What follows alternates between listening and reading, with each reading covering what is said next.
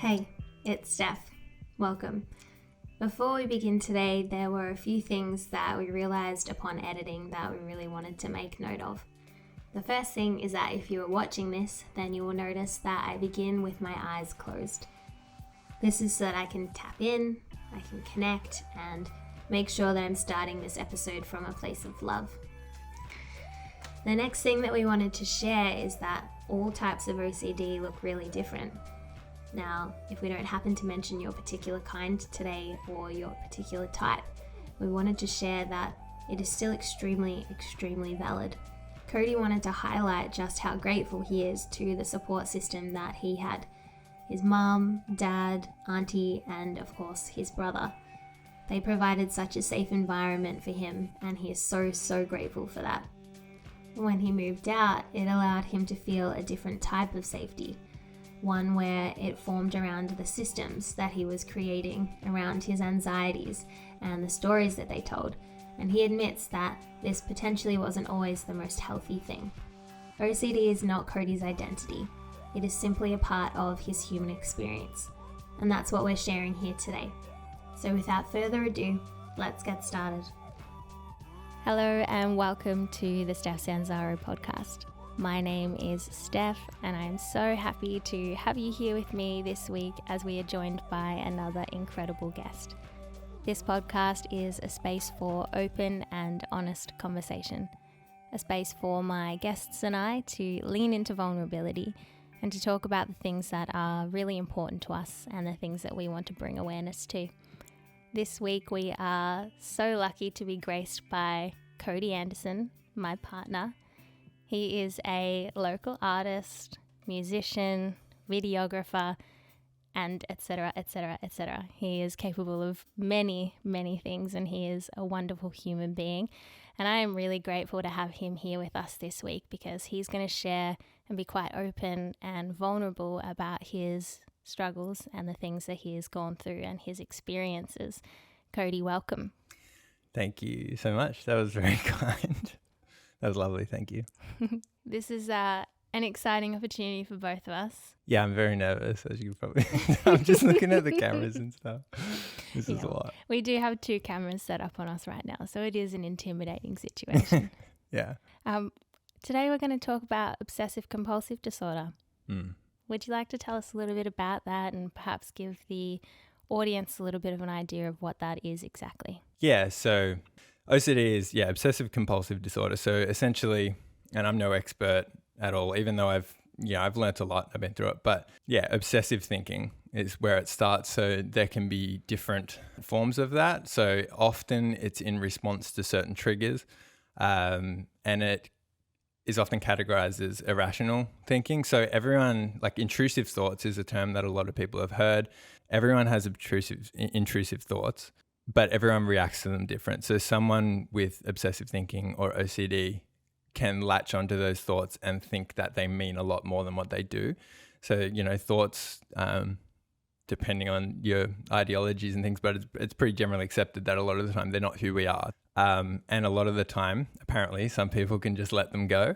But I suppose obsessive thinking can be, adding a lot of attachment to those things. So the compulsive aspect of that is performing a compulsion, which is an activity that you're performing in response to an obsessive thought or obsessive thinking that you think will make a difference in some way, or that you think you need to perform in order to prevent a negative circumstance. That's probably the most common kind of, my understanding is that's the simplest way to kind of put it. And then that's when you see people with different compulsions. So it could be touching things, it could be turning lights on and off numerous times. It's a very classic one.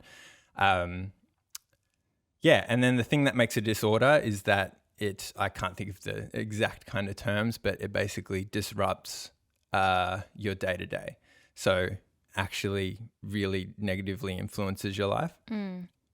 Probably a lot of people like to be exact about things. But when you sort of analyze that, the reasoning behind it isn't thinking that you're saving anyone or anything or yourself from a negative outcome or something like that. Yeah.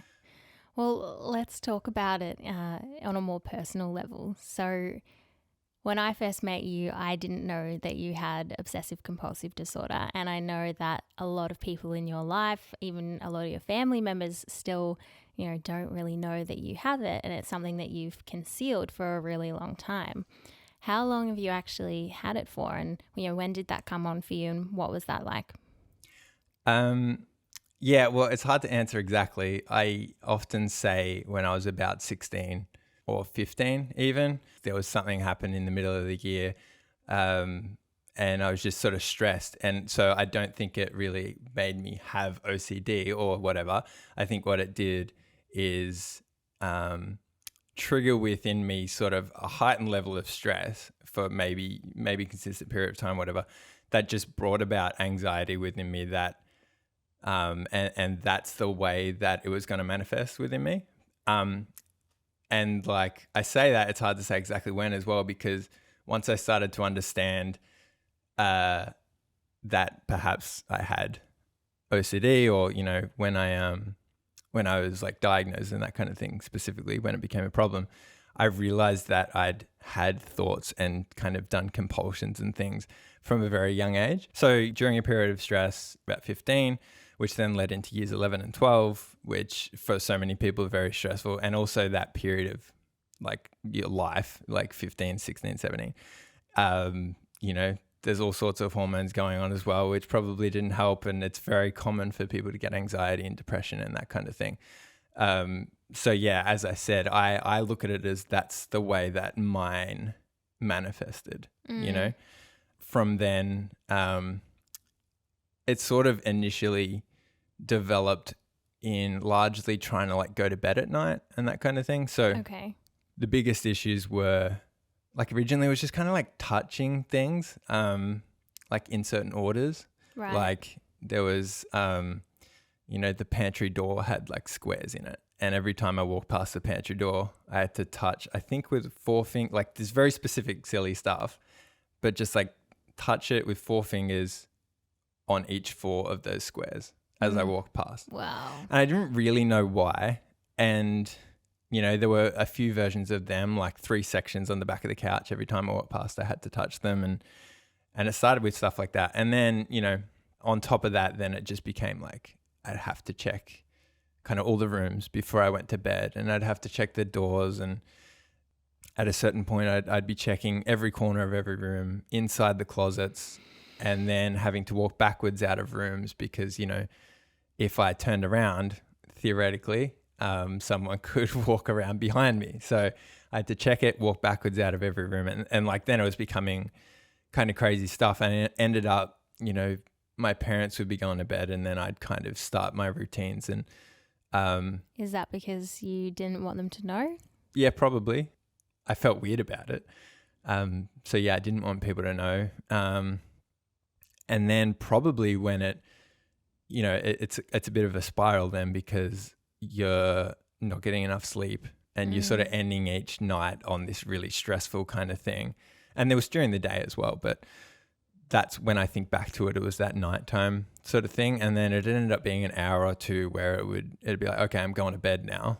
And it'd end up being a really long time until I could. So then I didn't want to get up and go to bed because I knew that it was going to be like 2 hours of effort. And I was talking to a teacher and I was like, I'm feeling like maybe I have this, and we were sort of talking through it. He was the first person I spoke to about it. I suppose I was embarrassed to talk to my parents, or not that they weren't, and I didn't think they would be 100% supportive and all that, but I just didn't really know what was going on. And to talk to someone kind of impartial and objectively, and maybe that felt a bit easier. But it was that night I went home and I was like having a particularly hard night, and it was probably pretty late at night, and I was just like sitting on my bed crying. And I went and got Mum. I was still living at home at that point, and I just remember saying, like, I was crying, and I just said to her, like, I check stuff. I didn't really know what it was, but I was like, I just can't go to bed. Like, I keep checking stuff. And as I said, my parents were like amazingly supportive throughout that. And I think one of the hardest parts through all this is like for them to also learn how to deal with that. And you hear that so much, not deal with it like, oh, it's a problem they got to deal with, but how to help me, like how to best help me. Because of course what you want to do is like make your kid or like whoever, your relative, anyone you care about, you want to make them feel better. So straight away the reaction is like, okay, you go to bed, I'll check stuff for you. You know, like I'm going to make it easier and all this kind of stuff. And then I'm sure a term that a lot of people have heard if they have gone through any of this is like enabling. Yeah. So yeah, we learned. So hard to not do. Oh, though. it's impossible. And and you especially hear it. when you're trying to protect your child and, you know, make them feel safe. Yeah. I hear it. So as I talk to you all the time about, I listen to the Imperfect podcast, which is great. Do you have show notes? We should definitely put. I do have show notes. Yeah, we should definitely put the Imperfects in there. So people should check that out. Specifically the episode with Hugh's wife, Penny. Yeah, which I think she's actually done a few now. And I'm late to the game. And I think she's done more that people talk about. You've been starting from the top, haven't you? Yeah. Bet you're 100 in this time. I was just about to say I'm kind of obsessive about that. And I mean, which doesn't surprise us. It's probably the truth. I tend to start at the top and listen to every part of every album, every musician or podcast. So yeah, that one is really amazing. She has OCD and she talks about it. Honestly, kind of inspired me. Like it's been a while since then, but to talk about it just because hearing someone else talk about their experiences, and as soon as you can go, oh my God, I have that too, especially when it's the really gross stuff that, you know, in hindsight, or if you're looking at someone else, you're like, oh yeah, that's OCD. And that's okay. Like, you know, you're going through that or whatever, but it's not necessarily just gross. Like some stuff feels gross, but in a, you know, icky way, but gross just in this kind of like, maybe you feel like a terrible person, or, you know, you feel like it's just a bit too like dark and, you know. I think for one of the examples is having an intrusive thought that like you're going to kill your child or your baby or something like that. Yeah. And then you feel like you're a horrible person because you're obsessing over this thought. And I think she mentions like you would never do this. Yeah. You would never do it. But the fact that you are having that intrusive thought makes you feel awful, makes you feel like you're a bad person, and then you're obsessing over that too. Yeah. And then like that makes it, I mean, all of the obsessions are difficult and the compulsions difficult to rein in, but it makes it so hard when it's something like that one, it's terrible. It feels horrible to think something like that. Two, you never want to tell anyone because you feel like such a horrible person. Then you know, if you're trying to work on yourself and trying to positively influence your compulsions or whatever, it's so hard to do based on that. Like if you believe that if I don't touch this thing or think this or do this, say this prayer, whatever, that something's terrible is going to happen to my kid. Like, and that's the awful stuff. Like, and so much of my compulsions are, particularly in the past, have been to do with, harm to myself, but often harm to my family and like friends and people around me. So this full belief that you are actually going to hurt them. It's like my actions and thoughts are going to lead to something bad and it's within my control. Yeah. That's probably another way of putting it, is you just kind of believe that everything is sort of within your control. And yeah, I remember one time like my brother was going out paintballing with, I don't know, a friend's birthday party or something, and they had to leave early. And that was another thing. I struggled to have people leave without saying a really good goodbye, because I was always terrified, like, what if I didn't see him again and that kind of thing. That's still the case now a little bit, but I'm better at that. But so he was leaving and I asked him, you know, how many sort of 17-year-old brothers or whatever ask their 18-year-old brother to like come in at 5:30 in the morning and say goodbye before they leave. But I did.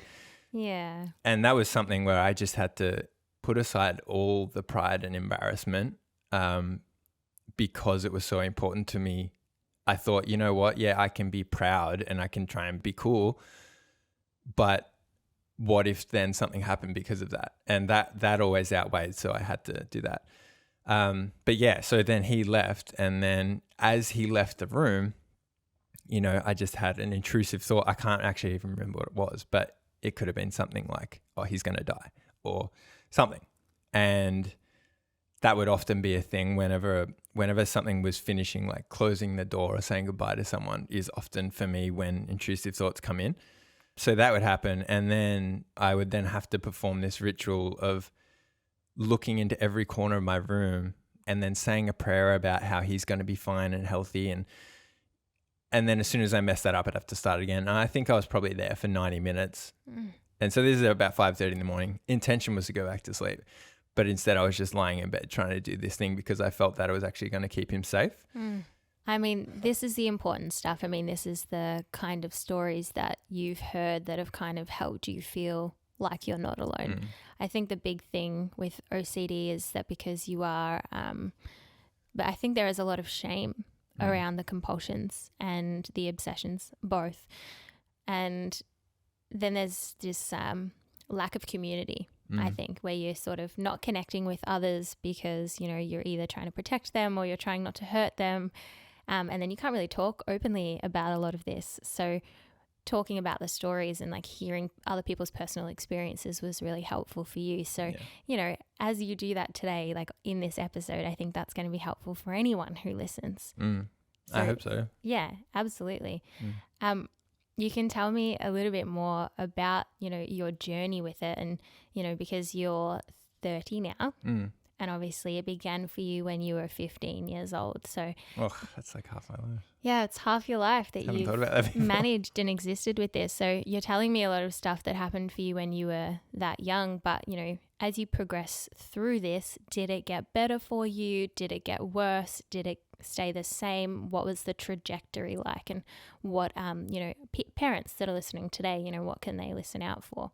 It definitely, it was a journey. It probably went in different, I suppose, seasons. It's hard to think like specifically, but the amount to which I struggled with OCD kind of would change in response to my circumstances a little bit, or it would not even just the amount, but the compulsions and the certain things. What I found is that, you know, when I went camping or something, I could be in a situation where like there was dirt everywhere and I was walking around barefoot and swimming in rivers and, you know, and using public toilets and stuff because I had to.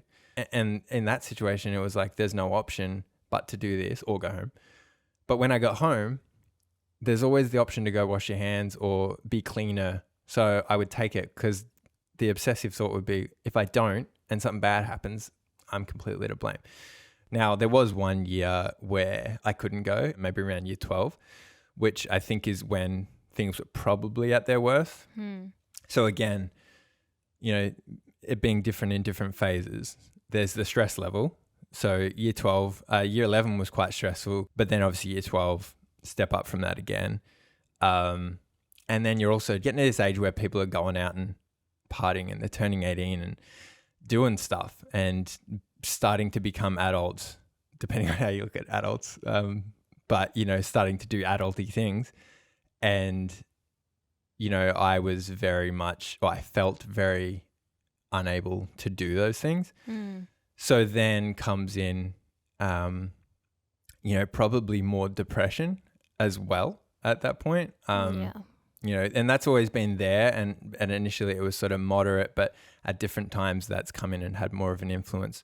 And that's why it's hard to explain, because as soon as that comes in, that then influences the OCD in a different way. Like, and then everything sort of spirals and builds on itself. So you can, I would often become like, the anxiety might get worse, but I would also become kind of more apathetic about things. So, you know, instead of, say, really trying hard to get ready for school or go to bed or whatever it is, like after that point where it was over a year probably where I'd had it and it had gotten really bad, I kind of I was like, oh, well, I've resigned to the fact I'm not going to be in bed anytime soon. And then in the mornings, it just got to the point where I, instead of rushing to get to school and being really anxious because I was trying to do everything quickly, I would just kind of be like, well, I'm not going to be. It became a thing where I was just never on time for school. And, you know, I thought, oh, my teachers and everyone's being really sort of considerate of this and being okay with this. And then I found out that teacher I had spoken to had expressed it to other teachers. In hindsight, I was really glad he did, because I never spoke to my teachers. Like they didn't come to me because I didn't broach it with them, and I didn't want to, and I was very private about it. But the fact that they knew really did kind of help me out. And probably the next thing in year 12, sort of year 12, end of year 12, I actually went to see a psychologist and did some proper therapy, which is exposure therapy. What I actually did was graded, I don't know, something starting with G, exposure and response prevention therapy. So instead of just exposing to something, the idea is that you expose to something and prevent the response. So prevent the compulsion. So that's often a thing, is like, you expose to something and the obsessive thoughts come in, the fears, and then you're like, it's okay, I can fix that if I go through all of these different things, which might be a little thing, or it might be literally cleaning your body for 3 hours or a day, like depending on who you are. So it's preventing that response. And the graduate, I should have looked that up, but let's say the graded aspect of that is that the way I did it was literally go through kind of just about everything you can think of. The bigger the list, the better, of things that scare you. And, make different levels of them. So at the time, the first one I ever did was about the floor. So germs on the floor. So yeah, it's been a big thing in our relationship, because I love sitting on the floor, and I love just like plonking things on the floor, drawing on the floor, writing on the floor, and you're like, the floor? Yeah, which I'm a lot better. You are. But yeah, it wasn't really great at the start. Still not amazing. Still not quote unquote normal. Yeah. But so the first thing I did was, to put a jumper on the floor, and then like touch it on the floor in a difficult place, which was in the doorway of my room, on carpet, which was worse than tiles. Like all of these things mattered, and you got to be very specific. And then put it on my face and hold it on my face. And then I could sort of take it off, but what I wasn't allowed to do was go wash my face or rinse my mouth out or whatever. So that's the response prevention. Whoa. Yeah. And the graduated part, the graded part, God, I should have looked that up, was that, even in that one item, the other one would have been putting something on the ground and just touching it in my hands and then not washing my hands. Or the even harder one would have been probably putting food on the ground and then eating the food, for example. Yeah. So like... I do that. Yeah. Yeah. I still don't do that. Not yet. No. I'll get you there. Yeah, okay. I'm getting... Just through you watching me do it over time. Well, I mean, that's a huge thing too. Like, totally. And that's I was going to talk about that too. Yeah. We'll like, get there. When it's like spending, like you being you and doing your thing, not changing for me, it gives an example. Like I said, I lost... And I'm not dead. Yeah, exactly. Yeah, so I do it and I didn't die. So I'm a good example. Exactly, because I lost that ability to be able to judge for myself. Like I say lost, like it's there. It's not like I'm completely incapable, but that's definitely how I felt, is that I don't know what's clean and what's not. And I think I've asked you that question before, and I know I've asked other people where I'm like, oh, is this okay? And they're like, it's the OCD thing again. I'm like, no, genuinely, I need you to tell me, like, is this something that normal people do? Oh. Quote unquote normal people. Yeah, I know that sounds horrible, but I suppose that's what my inner dialogue is or has been. So you have those different grades, and then that's only the floor. Like I had hundreds. Like there's toilets, there's germs, there's just touching things. It doesn't have to be about germs and that kind of thing. It's whatever your compulsions are or your obsessions are. And I think a big thing, so I definitely grew through that. And then in the summer break after year 12, I went to a clinic I can't remember what it's called. I've always called it the Richmond Clinic, but I think it's the Melbourne Clinic in Richmond, not sure. But they do a lot of mental health stay programs, and it's all like, what's the word? Voluntary, like I was admitted. I wasn't committed or anything like that. And you can leave, I think, whenever you want to. You can leave whenever you want to. And yeah, it was this 2-week course, and it was largely based around exposure therapy, and a lot of other things in cognitive behavioral and even mindfulness, which was really great to see that in that clinical kind of setting. Gosh, yeah. Yeah, it was great. I didn't know much about it at the time, but looking back, I think that was really amazing. Yeah, so like I got a lot from that, and I'll touch on that. Remind me that I don't move past that. But overall, that was probably a negative example of how my situation influenced my level of struggle. Yeah. Because what I did is I went in there, and instead of being challenged, not like, being on that camping trip or being with you, acting as your normal self and being challenged to challenge my own compulsions, I wasn't at all. I was surrounded by people, like I was in that's what the therapy was, but I was surrounded by people who were also struggling in their own ways with OCD and their own different compulsions. Exactly. And there was a lot of other programs going on there too, but I was in the mental health one. The OCD one. But yeah, they all had their own things, and it was this thing which was lovely in a way where I'm like, I'm in a room and these people get it. They all get me, like, finally, and they know what it's like to be in it. But what it did come with is, like, I was challenging myself initially, but then it was just like, look, everyone here's struggling. And honestly, some people there were struggling more than I was. But I was like, it normalized it. It's like it made it. Like they were the norm. Yeah. And therefore, I was like, it was almost this like, it's really hard to put into words, but. Sort of took away any sort of drive to improve outside of compulsions. Yeah. It took and made them worse. Yeah. So it did. It made it worse, and I potentially picked up on things maybe that I wasn't worried about, or just like some and not others. That's what I say. It was good and bad. I got there, and where I was able, like, I'd just been to school. I was able to do all that kind of stuff.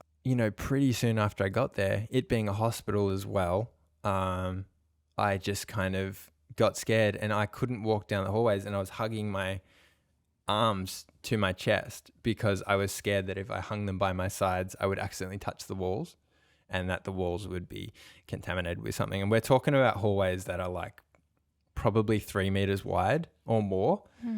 Like, and that was one of the challenges. One of the nurses was like, hey, let's just day to day work on, can we try and walk down the halls with our arms out? Yeah. So some things got worse, but that's probably a really good example of what I think I got from that the most is like almost just the concept of exposure and implementing that in my life. Yeah. So that example of like, hey, can we just walk down the halls with our arms out?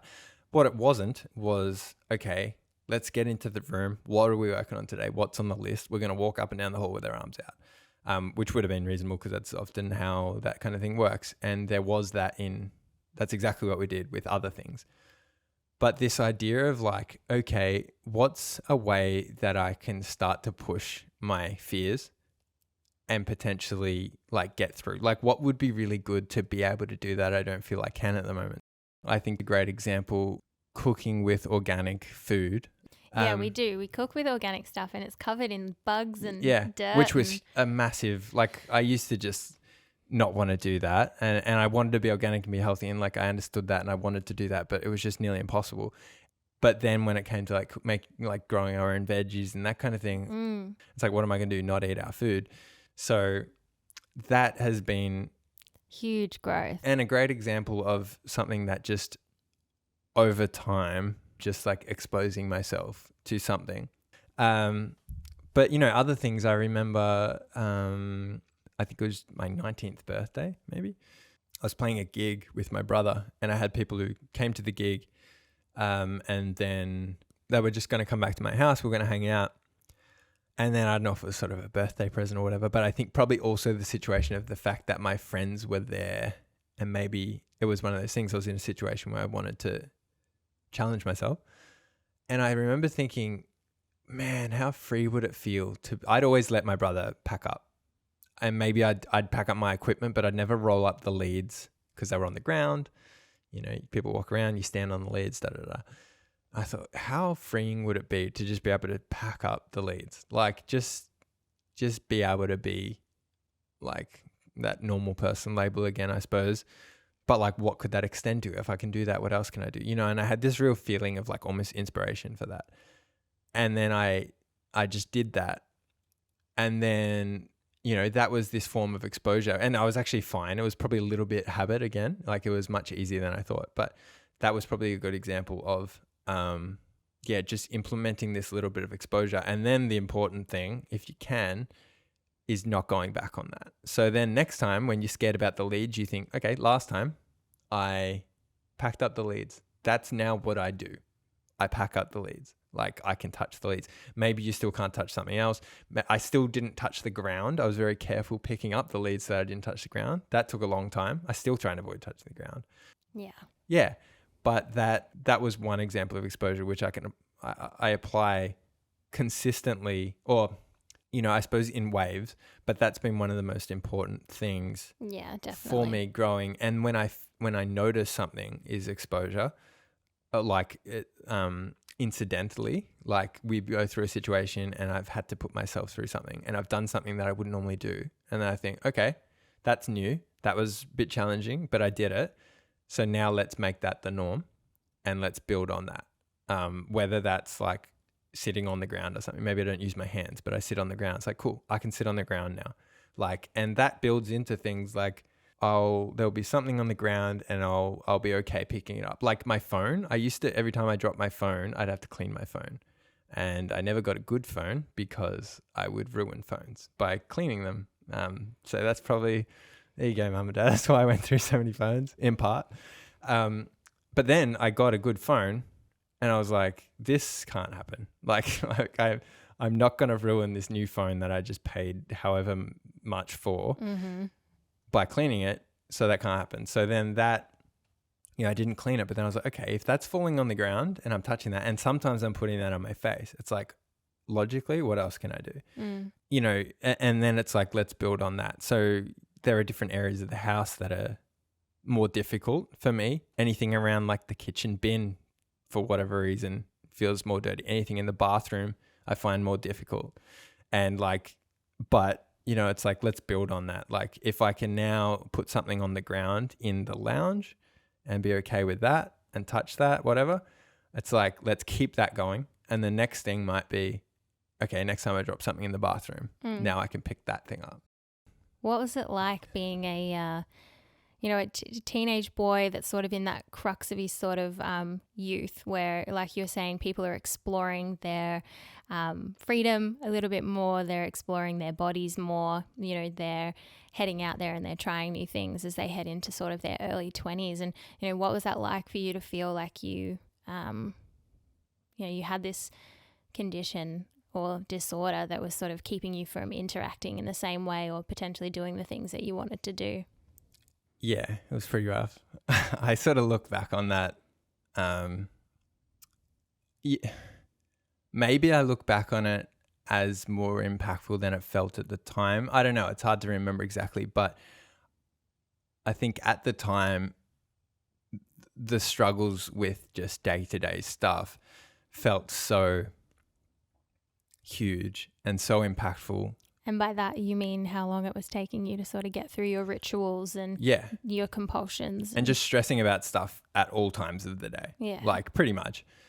So like that felt so present and everything that I suppose I wasn't so much thinking about the big picture as much, kind of like, oh, this is meant to be a really fun developmental part of my life and I'm not really doing it.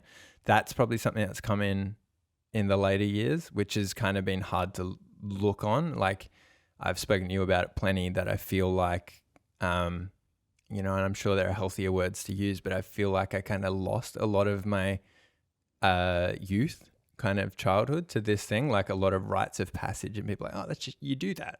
You know, everyone does that. And it's like, well, no, I didn't do that because I was terrified of all of it. But it also wasn't, you know, it was like going out to town and that kind of thing. It was like, it wasn't even so much people ask me and I'd go, oh, no, it's a bit scary. It was just kind of like at a certain point, probably pretty early, I just kind of ruled it out. It was like, well, that's not going to like I can't do that. So let's not think about that. Let's think about getting to bed on time. Yeah, like, because these environments were sort of viewed as being unsafe to you, right? Oh yeah. So what might be in those environments, germs, elements of, you know, what people were doing and touching were harmful to you and then harmful to others. Yeah. So that's why you sort of didn't put yourself in those positions. Yeah, I mean, there were so many things, even so much as like planning to go anywhere where I was probably going to have to use a toilet, which is most places anyone goes, then I'd just be like, you know what, it's easier not to. Like I'd have hand sanitizer with me at all times, which I know a lot of people do, particularly nowadays. But like it was just way too hard. So there was just like toilets and just, you know, rims of glasses and stuff, like putting my mouth on things that just... Yeah, that other people had been in contact with. Yeah, like what if they've touched it, what if they've spat on it, like all that kind of stuff. Yeah. And then obviously, as I suppose you're alluding to, just like, you know, people are 18 years old, and, you know, they're going out and they're meeting other people and they're like kissing and doing all this kind of stuff. And like that kind of thing, I just, not that everyone does, but that was just another thing that I just kind of ruled out. It was like... Yeah. Like I was so scared of, you know, trigger warning, I suppose, a little bit. Just like cold sores and or just any sort of diseases, and, you know, that like there was no way I was going to go and just like kiss someone I didn't know. Like, and, you know, and that extends to like sexual stuff.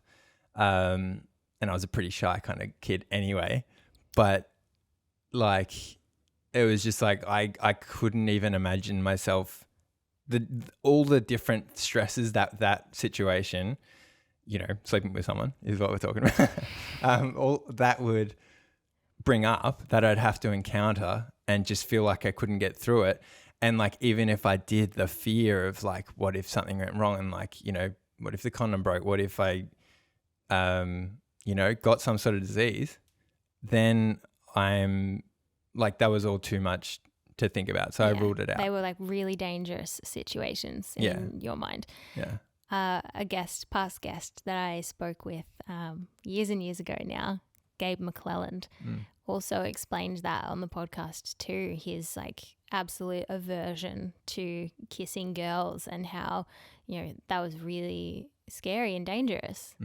Yeah. Yeah. And...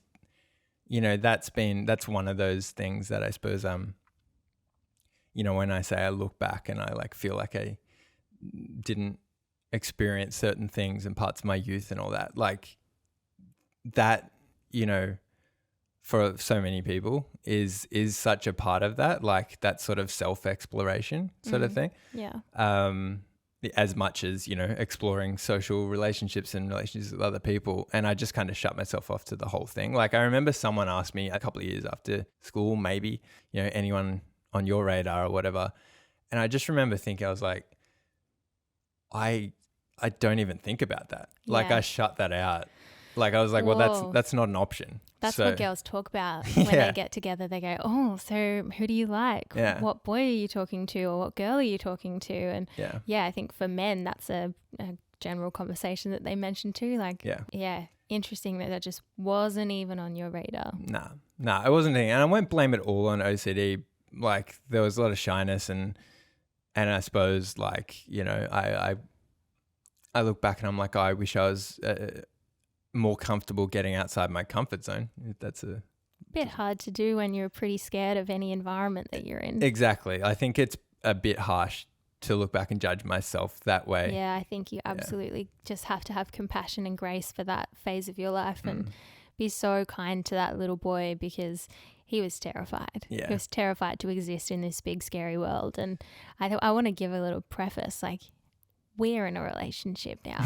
You know, like there is hope for anyone out there listening who might be experiencing, you know, similar fears about, you know, engaging in a relationship because that feels really dangerous to you or really scary. Like it can be done, and you know, there is love out there. And I just wanted to mention, you know, we have that. yeah, we do. And it's great.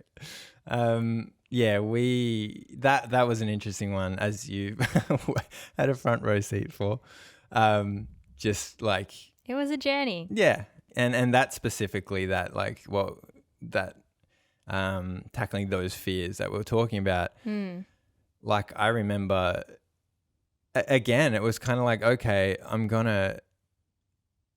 getting to know a person and we're having fun together, but I'd have to, I'd find myself kind of getting ahead of myself and getting scared of those sorts of things. And I think, it's hard to remember everything specifically, but I think I remember myself kind of being like, okay, if this is going to happen, like at some point, we're going to have to get through this and explore social relationships, and that kind of, like, we can push through this and we can learn and all that kind of thing. Not to mention my OCD is significantly better, and was even at that point, since what we're talking about in like year 12 and things. Well, I think it's changed astronomically since I first met you. I have to commend you on that, because it is like a real transformation. Thanks. It really is. Yeah. Credit to you. Like, I'm talking and my eyebrows are moving and I'm being really adamant, because it is so true. You've done amazing. Yeah. Thank you. And I think credit to you as well, to be honest. That's what I was just thinking, is that, yes, it took a lot for me, and a lot of compassion, like self-compassion. I think that's probably what I've learned too. I'm not always good at it, as you know, but I am better than I used to be. And just being able to sort of say, okay, like, take it step by step. And I have a really great support system around me. But when it came to like the idea of having sex and that kind of thing, I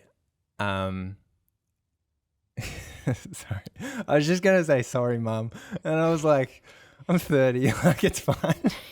You can say sorry to her. You can say sorry to anyone. She doesn't even say sorry. I mean, I'm sure she's we happy. also don't have to go into the details that you don't want to share. No, I think it's important, and like I said, as long as other people are interested at all, but. And I think I did promise the listeners this year that the podcast was going to get more vulnerable, more raw, more real than ever before. And if you're okay to share, then this is a beautiful open space for you to do so. Thank you. I mean, yeah, as I sort of alluded to, I've spent 30 years kind of being a bit scared of that. And I'm like, well, this is something I kind of can do, even though I struggle in other areas. And like I said, what I got out of those podcasts that really impacted me was hearing the specific things and hearing the kind of gross things that people don't want to talk about and that kind of thing. And so from that point of view, I'm like, I kind of want to say those things, because if there's anyone listening that sort of hears it and goes, oh yeah, because I think that's the problem with,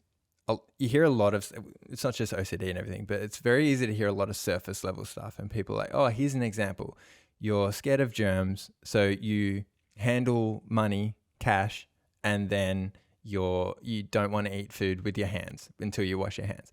And it's like, cool, I get that. I get the process. Yeah, the generics. But it's like, but what about this thing? What about this deep, dark thing that I don't want to tell anyone about? Yeah. And it's terrifying. But then when someone sort of talks about it and you're like, oh shit, someone else actually does have that experience, then that's like, can be really massive. So yeah, just all I was really touching on is, throughout the whole thing, you were extremely understanding of all of it. Throughout the lead up.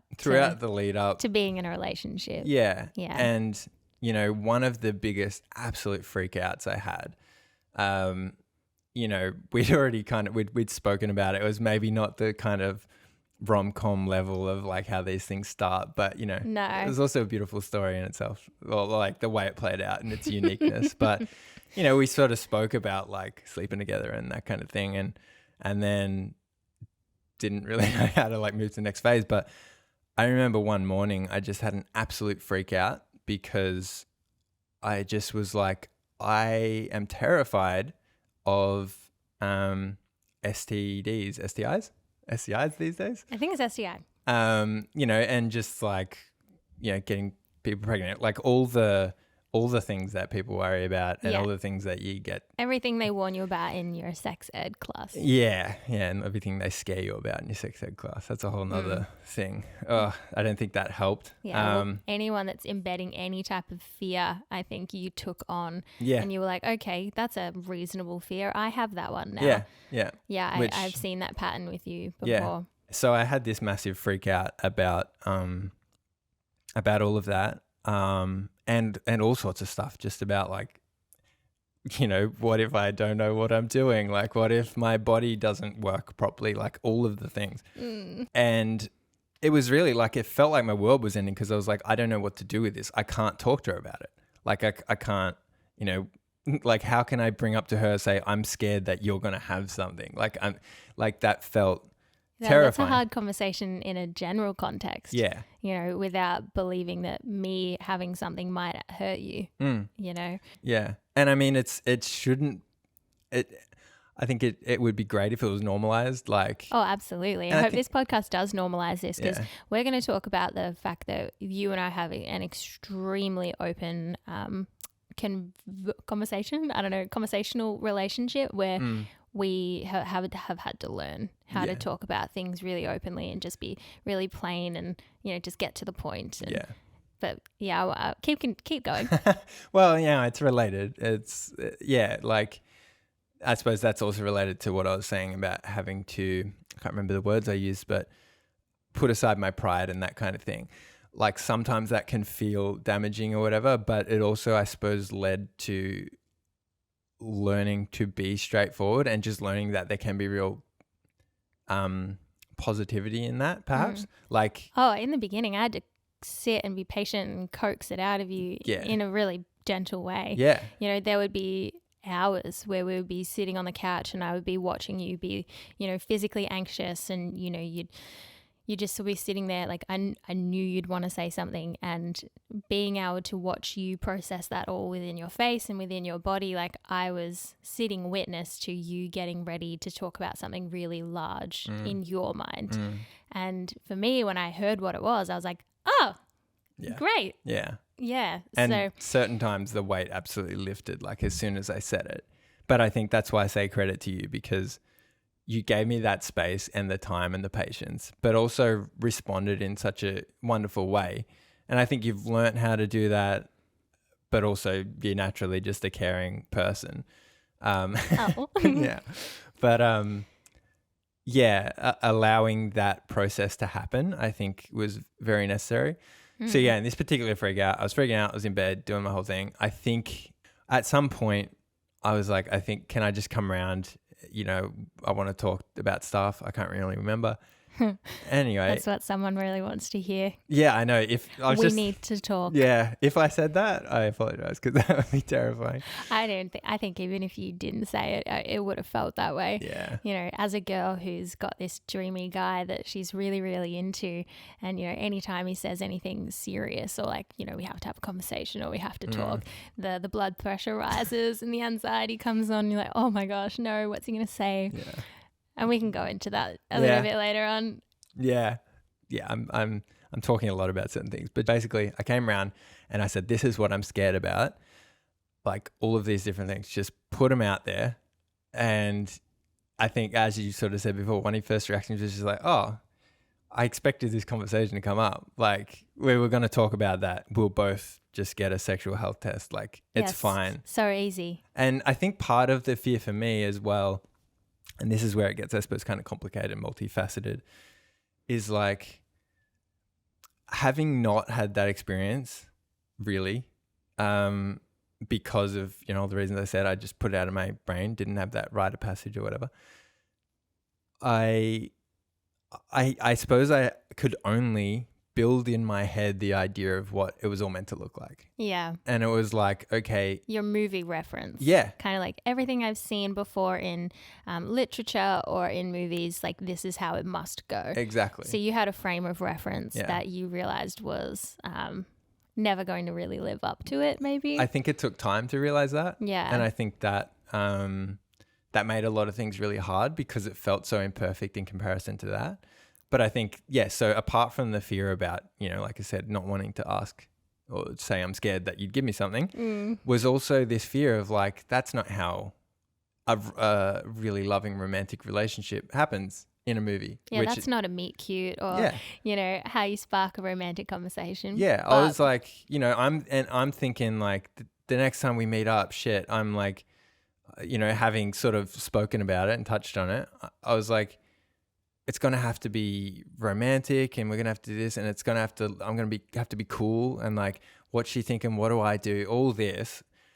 And I was like, where in that do you say, I'm scared and I want to get a sexual health test? And like, to me, it was terrifying, but you were really understanding and, you know, and yeah, I mean, I could foresee that was probably going to be something that would make you feel more at ease. And, you know, even for me, I wanted to have the same peace of mind for both of us, that we were both going to be okay going into, you know, that sort of situation. It was scary for me too. Yeah. And I just don't think that's an unreasonable request to have with a potential partner, that it's okay to just clarify, hey, like, let's both be safe here. Like, why don't we both go get checked first?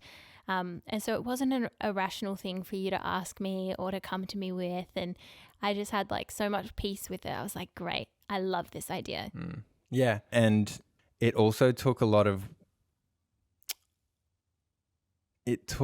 work or like courage as well as that. So it took courage to say it, you know, and from you it took holding space and these conversations and a weight was absolutely lifted through all that. But that wasn't the end of it. You know, I'd also, like, OCD can be very pervasive. So, you know, I went to get a sexual health test, but I was so nervous. Yeah, how many times did you speak to the doctor before you believed them? Exactly. So I went in, and this is something I heard on another podcast as well, where a man would get a sexual health test, like it was like every day or every week, and I wasn't at that level, but you know, I got one, and then for them, they were like, "Well, you're fine because you're not sexually active." Yeah. And you needed a little bit more convincing. And I said, I want one anyway, which I think is fine. That's reasonable. Maybe you should dictate what's reasonable. But yeah, and then they were sort of like, you know, as I think is normal, they're like, oh, they're like, we can just leave it and we'll just contact you if we need to. Otherwise, that's it. Or we can make an appointment or whatever. And I was like, yeah, we'll make an appointment. And then I didn't realize that I was meant to make the appointment. So they're not getting in touch with me. And you think there's something wrong. I'm freaking out because I'm like, that was a difficult few days. Like I was really struggling. It was over a weekend and everything. And to put this into a little bit of context, this is probably month 9 or it's between 6 and 9 months of us having like begun our friendship and leading into this. So that's where like we're both sitting. We know each other really well by this point. Yeah. Like we've spent a lot of time with each other, hours upon hours upon hours upon weeks upon, you know, months. Yeah. So there was I understood kind of who he was at this point. Yeah.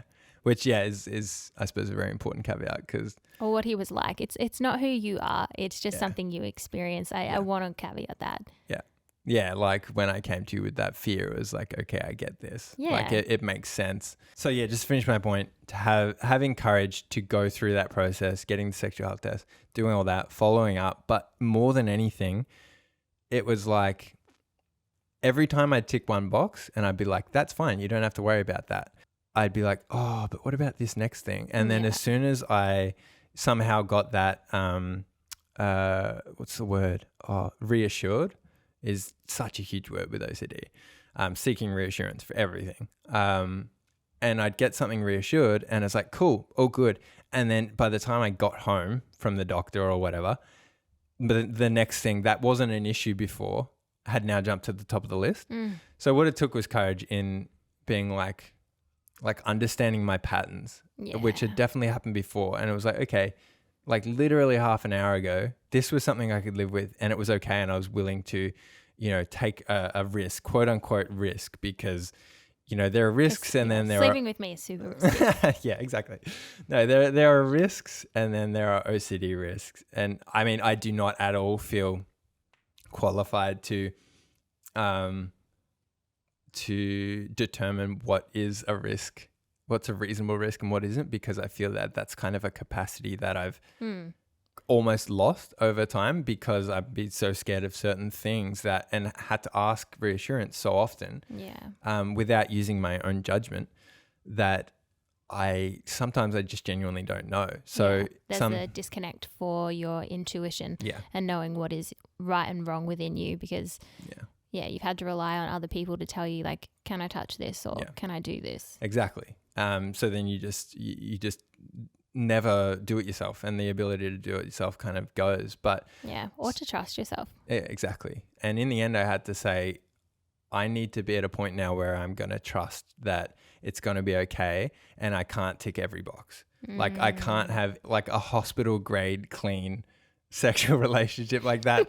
In fact, one doctor did say that to me. He's like, you need to understand that the human body is not sterile. Like, there is inside and outside, there is bacteria and everything living on us all the time, like organisms everywhere, even in the air, like it's everywhere. And you need to understand that, because what you're looking for is a perfectly clean thing, body, and yourself and other people. Super unreasonable it's to not gonna expect happen. that. Yeah.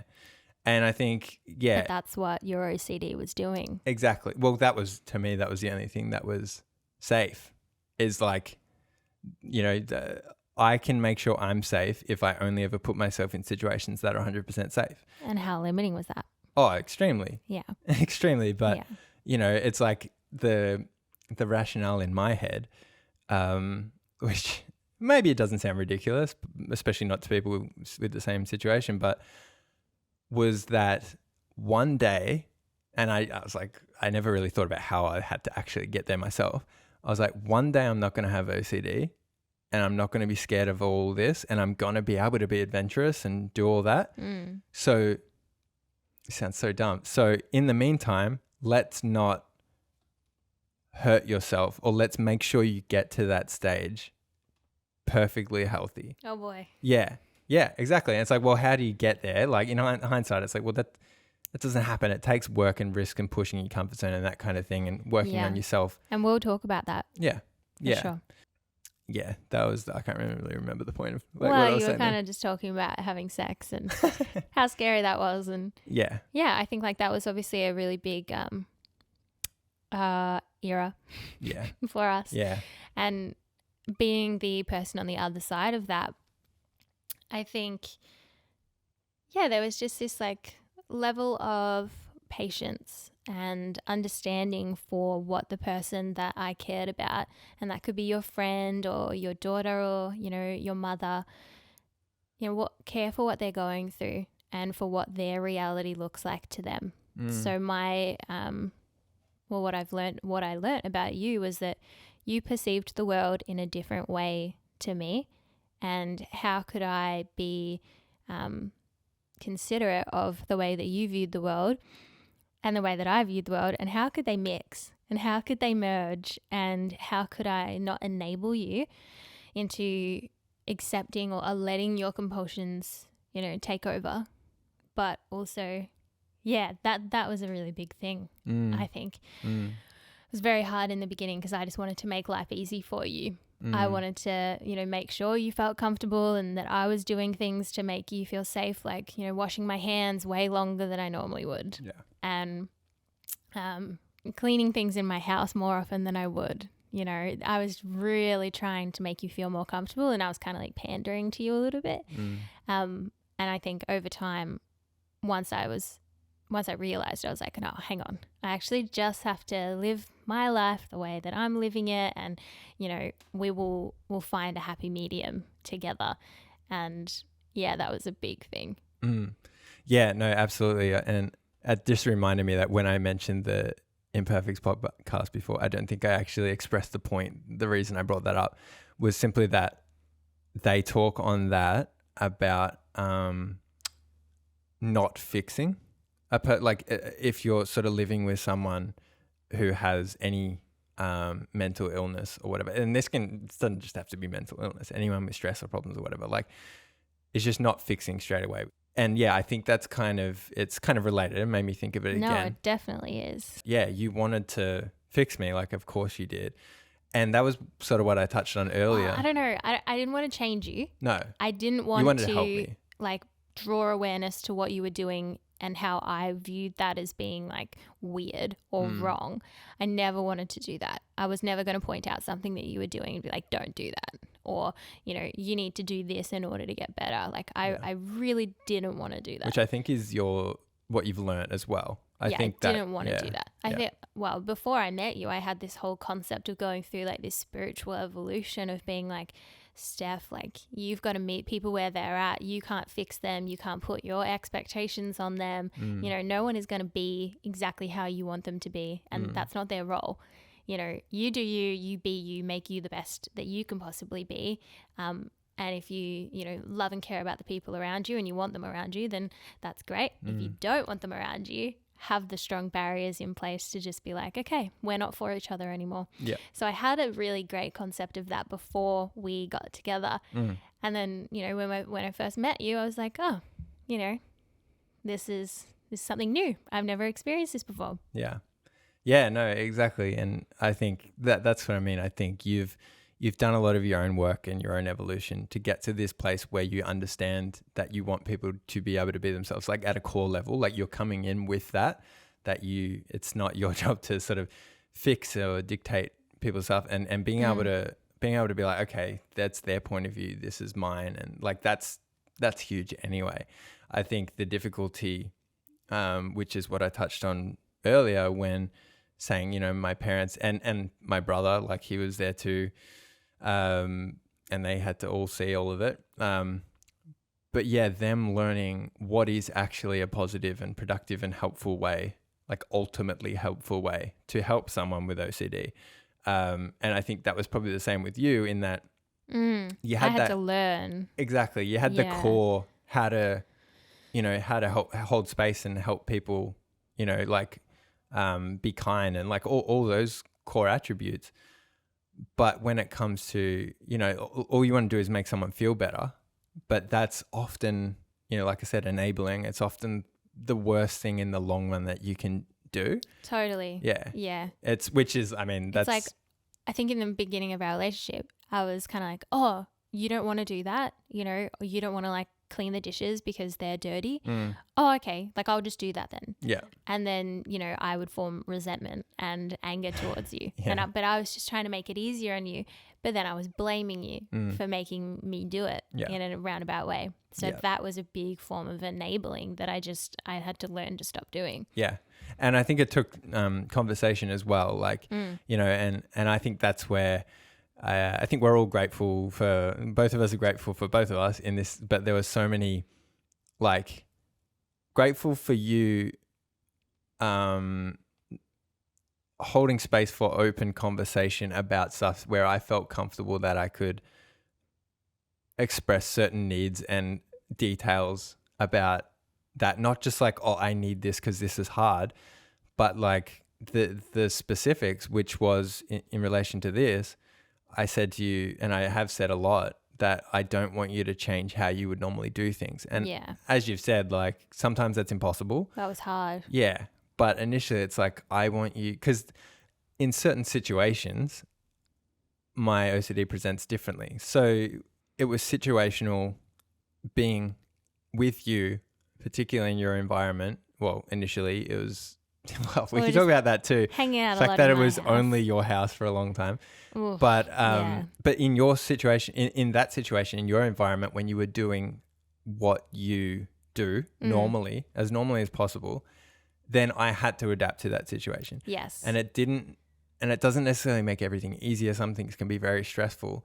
But for me anyway, and perhaps for a lot of other people, the necessity to deal with certain things can be enough to help you just to like challenge the fears and the compulsions. Because a lot of the time as well, in my experience, a compulsion, like a genuine obsession compulsion chain, can lose its power and simply become a habit. Yeah. And then I'm just doing this thing, I've been doing it for years, like, you know, so many examples, but like washing my hands in exactly the same way. But like when I do this certain task, I wash my hands twice or something. I do the whole thing twice. And in that type of circumstance, sometimes when it's like, okay, you don't have that opportunity. You can't actually, like right now, you need to be challenged to do it differently. Yeah. Otherwise, you're going to have to be in this really strange situation where someone who doesn't know what's going on and you're going to be freaking out in front of them. They're just going to have to wait for you, like whatever it is. And then all of a sudden you challenge yourself and you feel absolutely fine. And you're like, oh, that wasn't a compulsion anymore. Years ago it was. And now it's just a habit that I've been doing, so. It's actually really, really a great point that you bring up, because I was living with your brother at the time and you were coming over a lot, and that's just basically where we got to know each other. And I had a conversation with him. He obviously thought that I knew a lot more about you than I did.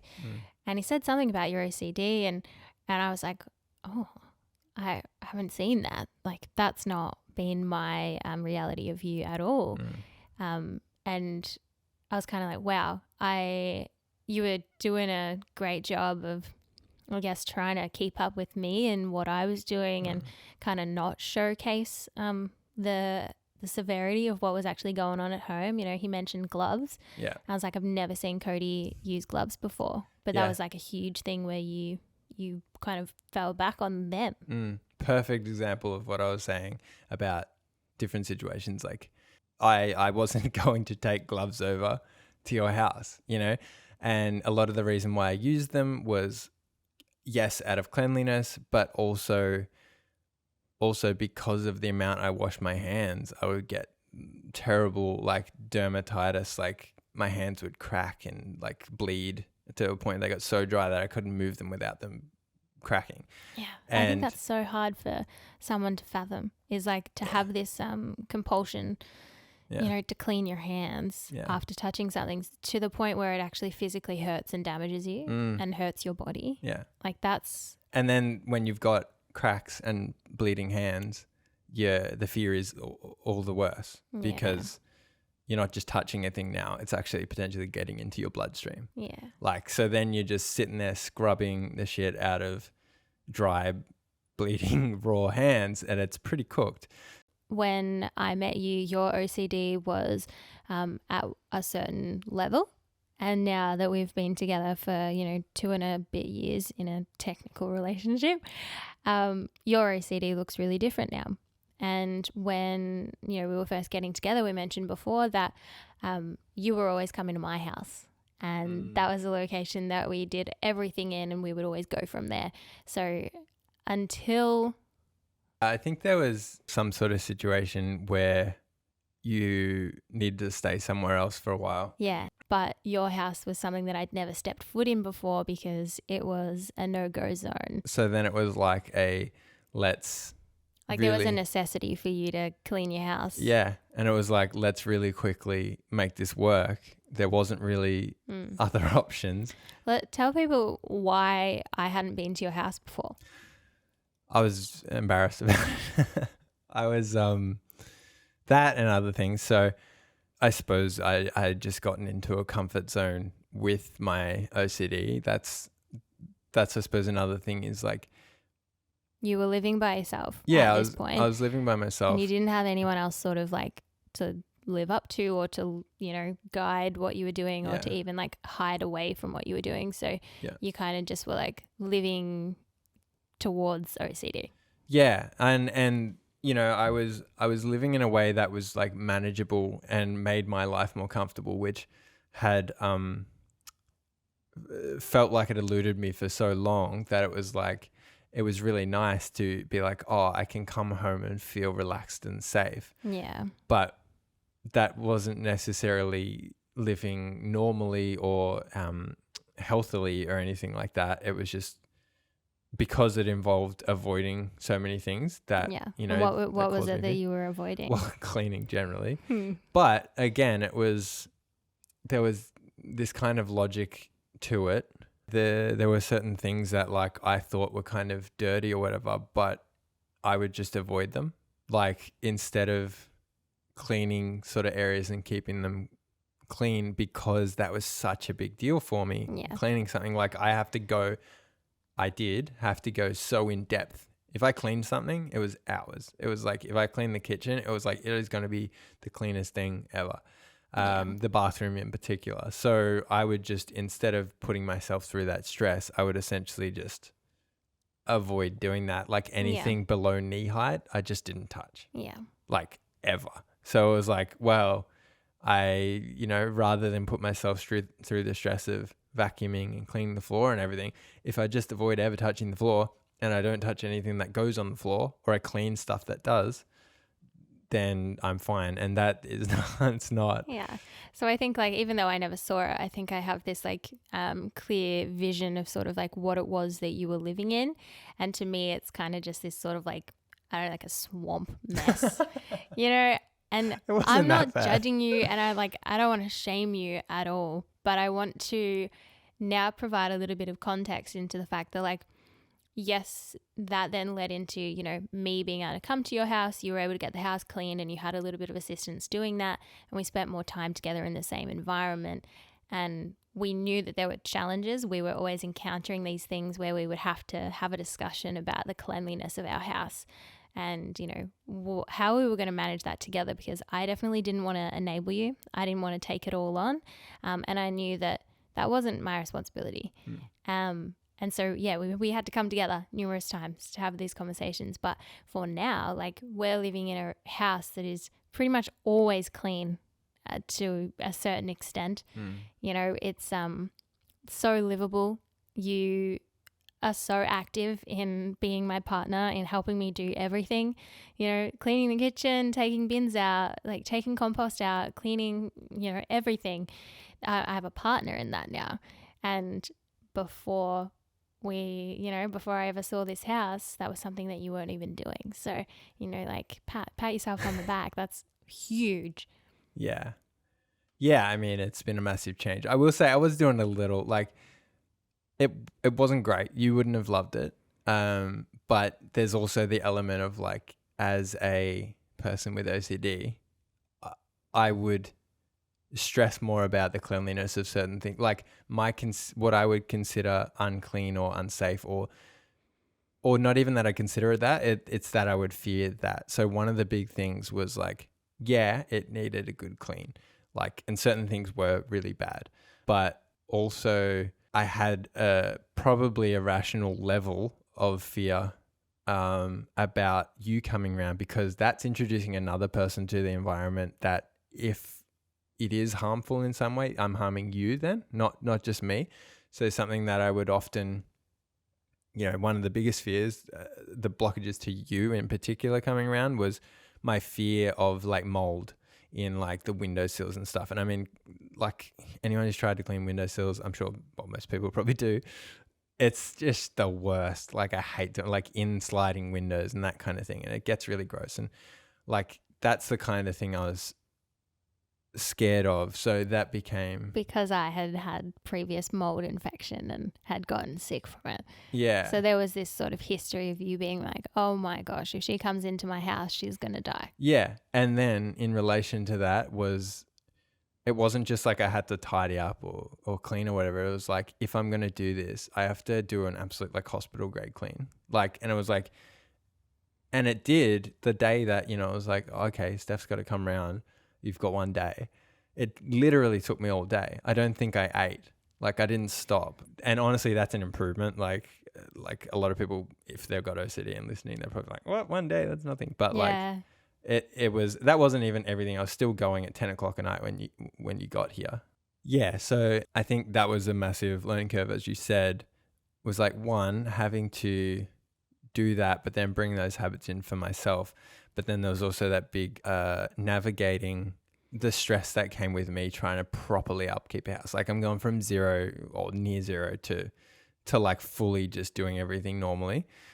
And the amount of time and energy that took out of my day at that point in time felt This massive. is where the disorder thing comes in, because, yeah, a task that, you know, I would consider takes 15 minutes might take you 4 hours.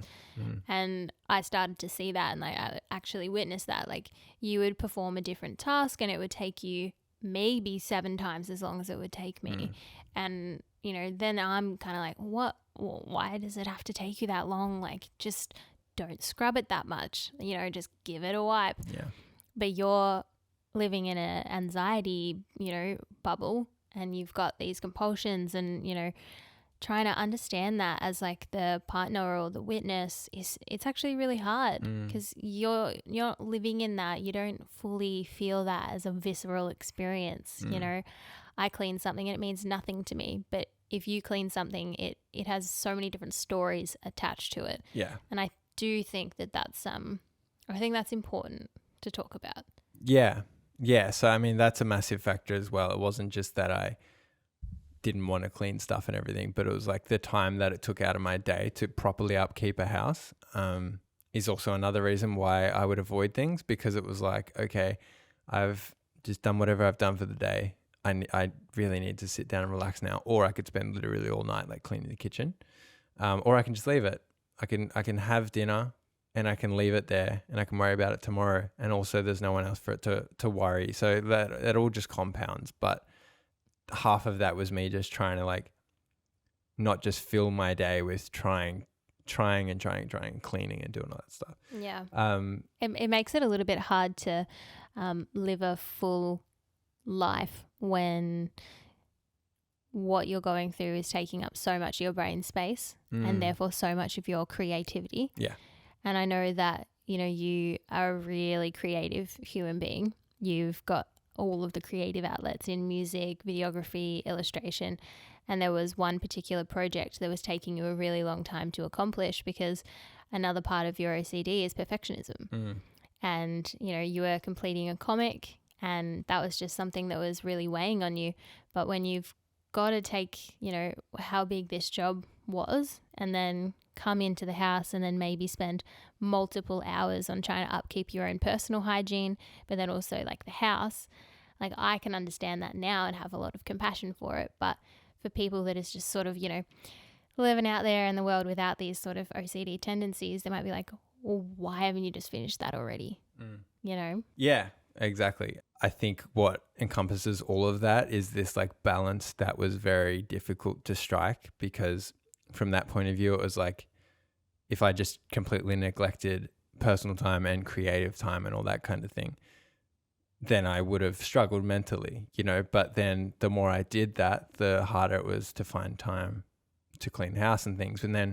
But then balance also, when you did come in, it was like the same kind of thing. It was like, do I go nuts and commit as much as I possibly can to helping this household, like to sharing the load, which is what I think we do now.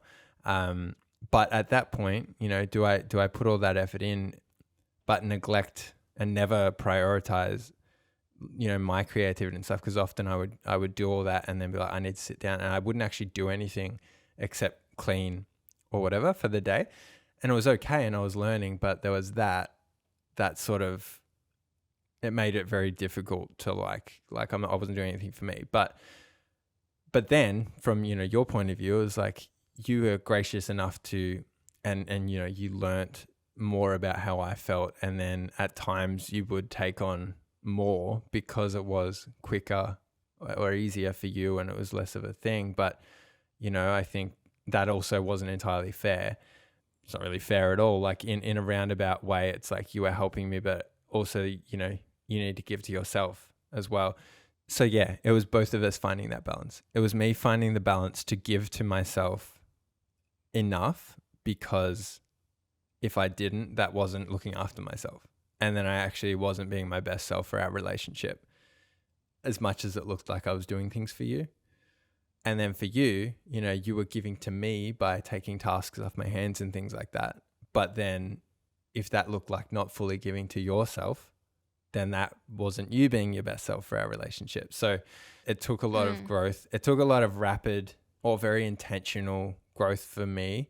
But yes, it's balance, and it is open discussion all the time. I think that balance was shifting in the wrong direction maybe a few times, and then you've come to me and we've had talks about, like, you know, how you feel like I'm not doing enough, or, you know, but other times I will spend a week prioritizing housework, even if it might not look like it.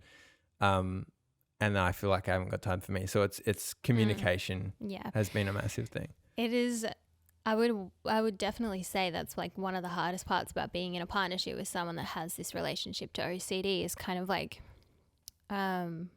like living together. You know, living with anyone is hard. Living with housemates is super tough, and managing who's going to do the cleaning and who's going to, you know, take out the bins this week or whatever. And, you know, we're trying to exist like two people who have never lived with a partner before, and, you know, you've got this major thing going on inside your head. And of course, the only way that we could get through that was if we were going to actually be honest about how we were feeling. So if we were going to like contain every emotion and every like annoyed feeling and resentment and all these types of things, they would just build and build and build. But you and I aren't like that. We have like a strong sense of self-awareness, and we can tell when the other person is feeling something. And it's very important for anyone listening to have open dialogue, to be able to sit down and to try and, as hard as it is sometimes, to not be scared of what the other person is going to think once you've said it. I think that that's like, in a relationship, just a key foundation. And we've had multiple conversations about really hard stuff.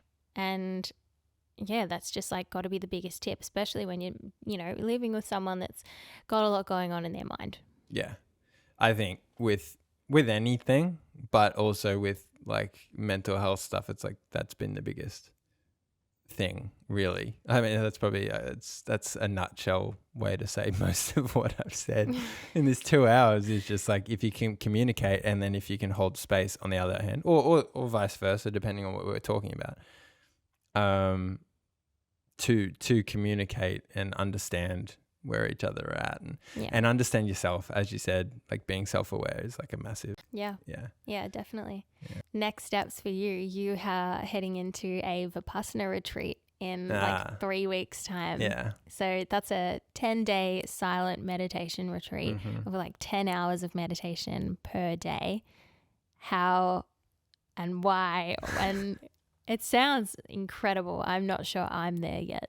Yeah, I mean, I don't know. I think it all came together very sort of universally. So I'm kind of like, part of me is like, well, it's gonna be rough, I'm sure, in many ways. Also incredible. I'm positive it will be amazing. Just spending a week and learning more about meditation. And in the past, I've meditated a lot, and I feel like I've gained a lot from that, and I've learnt a lot, even if it's not from the actual act of doing it, but you know, the philosophies and the ability to detach and observe and all that kind of stuff. So yeah, I'm really excited. I'm kind of scared it's like related to everything else we've talked about. You know, I don't know exactly what the accommodation is, but I'm pretty sure there's shared bathrooms and all that kind of stuff. And I'm going to have to spend a week doing that. And there's a heap of fears there, but you're just doing it. It's one of those things. It's like, I just feel like it's going to be amazing. Like, and that sort of trumps all the rest Definitely of the fears.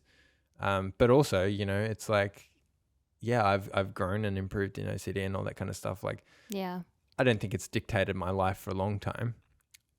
In some ways, I suppose it influences strongly, but I'm also like, yeah, cool. Let's be more adventurous. Like, let's lean into that. That's something I felt like I missed, you know, at certain parts of my life. And I'm like, well, now I can. Let's like actively do that. So, and I think you absolutely are doing that. You're stepping into so many things now that you've been able to work through so much of this, that there are more parts of you coming out because you have the space for that freedom, you know, of creativity, of being exploratory. Of now more than ever, like, you've done a heap of work on yourself, and you've sat in contemplation and observation. And like, that was one of the main reasons that I was drawn to you, was because you were super spiritual. You had a huge, like, I don't know, you just would evaluate things in a higher sense. And you've done that for yourself. And, you know, OCD is such an ego-driven thing, you know, and you can just be so centered around this, like, I am, or everything is beautiful to me, or the world is dangerous to me, you know, that kind of thing. And you've done such a good job at working through that. And, you know, your parents and your family that have known about this journey, like, probably look at you from the outside. Maybe they haven't said anything, but like, surely they would know that you have changed and have grown so much, and they would be so proud of you. Like, I know that I'm so proud of you. Like, you're about to just like take off to Tasmania for 10 days to go like sit on the ground and like use other people's toilets and like lay in a bed that's foreign to you. And like, who are you? Yeah. Thank you. I mean, I suppose I said it before. It's it's time that now I feel capable of leaning in or leaning outside of my comfort zone. I suppose into discomfort. That's how people say it, right? Stepping into discomfort. Stepping. Stepping. Wow. Stepping into discomfort. That's the title of the episode. Yeah, it's going to be amazing. I think I said to you it'd be fun to do a little chat beforehand and then afterwards. I think, maybe afterwards I'll use half the words and be twice as effective. More concise. Yeah. I want to say thank you so much for sitting with me in our little lounge room. It was cozy little space, and for chatting with me. And there are so many more things that we can talk about. We can go into more context another time about, the beginning of our relationship and what that was really like, navigating this experience. And, we can talk about how it has been sort of managing our highs and lows and, the future and all those types of things. But I think for right now, like, we've got this really great understanding of, what OCD was like for you when you first had it and how that sort of shaped your, early and late 20s. And now as you progress into your 30s, you've got this sort of more freedom, and you're actually not sitting back on the sidelines. I just stepped back, didn't I? You're actually fully engaging in your life now. Yeah. Like, in a nutshell, one of the biggest sort of things is like the ability or the feeling like I can more fully engage in my life. You painted a really good picture of what your OCD was like and how that was for you and your experience. And that's all you can do. And that's your whole role, to just sit here, talk about yourself, talk about what you went through, offer a little bit of tidbits here and there to see if anyone else can pick from that. But that's all you needed to do today, and you've done that. If one person hears this, I think it's such a cliche thing to say, but if one person sort of hears it and is like I did when I heard those things, that's actually amazing to hear that someone else is having that experience or whatever, even if it's not necessarily helpful and you don't know. I don't give you the tips on how to get better and all that. I don't really have them. I have what worked for me, and what is still working for me.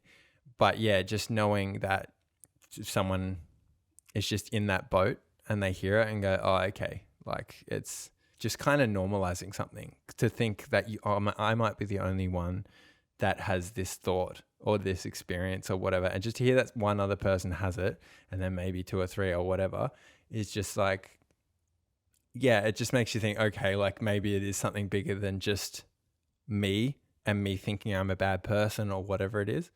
Would you suggest that people go out and they, seek some sort of help? Or I personally gained a lot from trying a number of different things, and consciously or not at the time, taking bits from each one, and then over time realizing the parts that help for me the most. I think support networks can be massive for certain people. I didn't really go to meetup groups and things, but I know that my mum did, and potentially my dad, and that was huge for them, in that they were able to talk to other people and gain an understanding of what it's like to live with someone with OCD. And that can go for everyone's heard that in multiple different contexts, that, the people around often need support as much as the people in it, and yeah, basically just be kind to yourself as well. Yeah. Thank you so much for sharing. Thanks for having me. I love you. I love you.